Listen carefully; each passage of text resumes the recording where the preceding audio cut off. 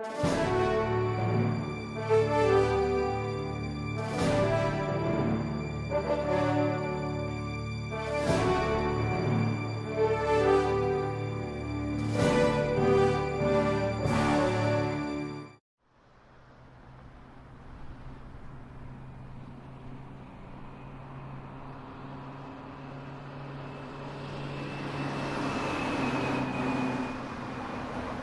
everything. It's like, there's one thing that's cool, like a barber, that's a doctor. Everybody comes to us. Everybody, from the bad people to the good people. You know, so I actually have an opportunity within a half hour or so to talk to everybody intimately about their first. Life kind of hit me hard because bringing a new child into this world and getting laid off from what I thought was a good government job was like a shock. You know, it really made me realize that I can't put my trust in a government. You know, I had to really start figuring out a way to do things for myself, you know, so I started leaning towards my gifts, you know, because I believe we all have them all. We actually watch a lot of people with gifts on TV, like these ladies, oh my goodness. Talent, right? Like, that's a gift, right? And the thing is, once we nurture these things, they become better, and it actually says that in the Bible, if you use your gifts, it leads you in the presence of the great, you know? And Trump is using his gifts, his mouth. You know, like, he's really good at talking, you know, and I think that's why he's succeeding, because he's a good talker, you know, but I started leaning towards my gifts, and I became a barber, and I fell in love with it. The culture of it was actually amazing for me because I love people. I mean, like, if you think about it, right, like, everywhere you look, there's people, and when you ask for help, guess who shows up? A person, that's people, you know, and I fell in love with people doing it. I felt like I found my purpose doing it, you know, because it wasn't just about cutting hair for me. Like, after like 2 years ago, I went through like a shift, and I really started being really grateful for this art of cutting hair and the opportunity, because people come to me, and I get to talk to them about whatever. It gives me personally, you know, it's really a blessing, you know, and I kind of take on a role as an inspirational barber, you know. Like, you come to me and inspire you with a half hour and give you all I got, you know, and I feel like that was my way of changing the community. Because everybody, like, a lot of people don't go to doctors for help, they actually come to the barbershop. You know? That's where the community is, that's where people are, you know? So we actually come there, iron sharpens iron, you heard that before. Exchange ideas, nobody judges nobody. I'm talking about, you have a Democrat and a Republican there, and there's no war, because that's where the peace is, you know? And over the years, I actually saw that growth, and I kind of adopted it into me, you know, and I want to enhance it. I really want to help people on a bigger scale, so that's why I kind of took the inspirational route. For me, being a business owner, being a barber, I realized the network of being a barber is actually pretty cool. You know, like, we see everybody. So I wanted to find ways to maximize my network. I actually got into network marketing. So now I have a business on Main Street, I have a business online. I'm able to compare the two, you know, and that has opened my mind even more, because I believe in networking, like, that's the body of God, like, people. Like, whenever you're networking, God sends people your way you never saw before. You know, and like, I love that for that reason, you know. So it also offers me opportunities to not just have a barbershop where people that just come to exchange words. I can also offer them opportunities. You know, opportunities to actually own your own business.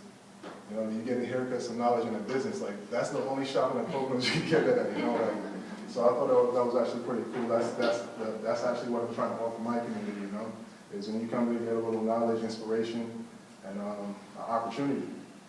I mean, opportunity in life is better than, to me, a job. Having an opportunity, like, jobs are hard to come by. Opportunities are here all the time.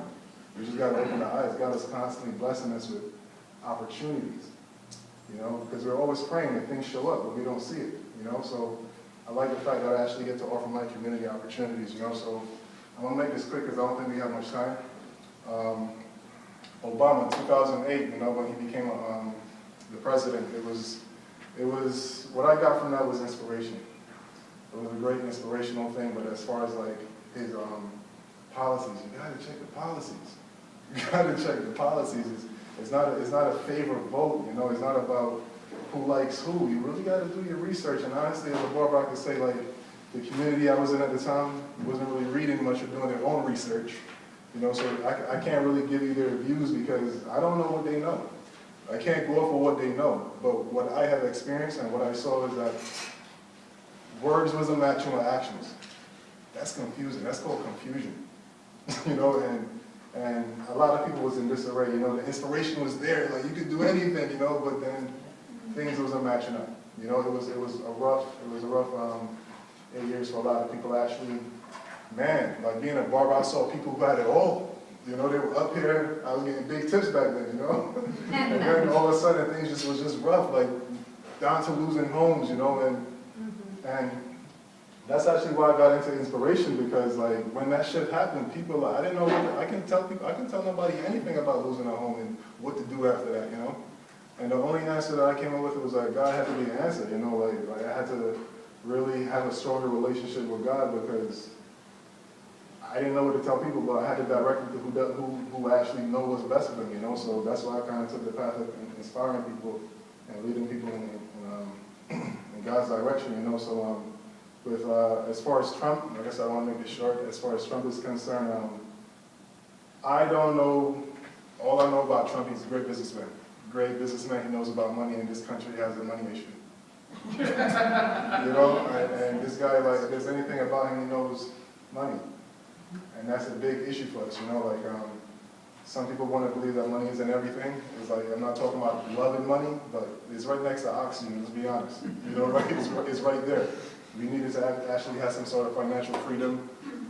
It's a tool when you use it the right way. Like me, I want a lot of money in my life, you know why? Because I'm going to build schools, I'm going to do great things with it. I believe that once you have money, it will actually show you who you are. You know, so, and I know this guy, like, I actually got introduced in network marketing, and he was actually one of the speakers for the company. And so the guy knows business, and like, if there's a future direction I'd like him to show this country, is that network marketing is actually a wave, is actually the wave of the future.